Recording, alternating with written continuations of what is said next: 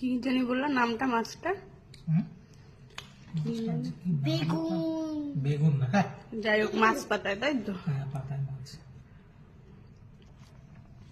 বেশ সুন্দর পোড়া পোড়া হয়েছে আলু বেগুন দিয়ে মাছ পাতায়। মাছগুলো এই যে গরম সব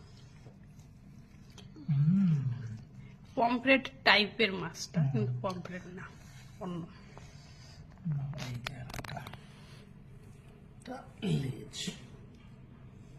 গ্রেভি নাও।